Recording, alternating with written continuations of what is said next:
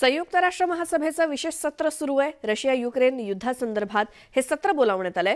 तत्काळ शस्त्रसंधी करावी अशी सूचना संयुक्त राष्ट्र महासभेने केलेली आहे।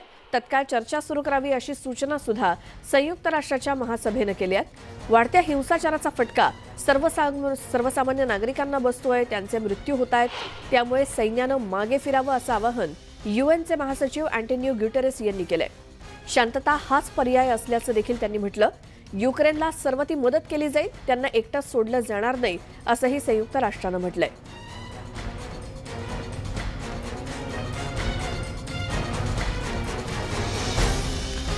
तत्काळ शस्त्रसंधी करावी आणि युक्रेनला मानवतेच्या दृष्टीने संपूर्ण मदत करणार, संयुक्त राष्ट्राच्या महासचिवांनी केलेली ही महत्त्वाची सूचना। संयुक्त राष्ट्र महासभेचं विशेष सत्र सुरू आहे आणि यामध्येच रशिया युक्रेन या युद्धावरती यूएनच्या महासभेमध्ये चर्चा सुरू आहे आणि या युद्धादरम्यान एक विशेष सत्र बोलावण्यात आलेलं आहे। त्यामुळे तत्काळ शस्त्रसंधी करावी अशी सूचना संयुक्त राष्ट्राच्या महासंघानं संयुक्त राष्ट्राच्या महासचिवांनी केलेली आहे। आता बघूयात याला कसा प्रतिसाद मिळतो।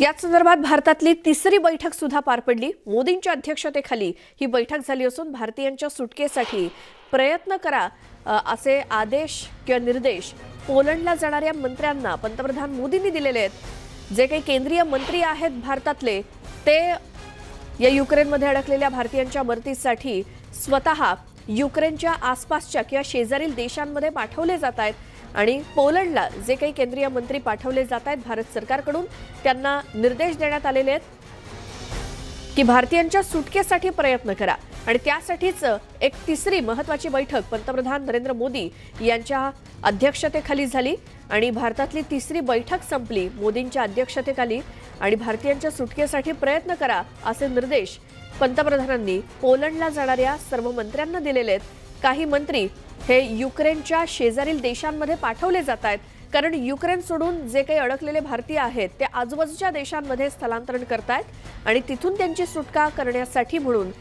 केंद्रातल्या काही मंत्र्यांना त्या देशांमध्ये पाठवलं जातंय।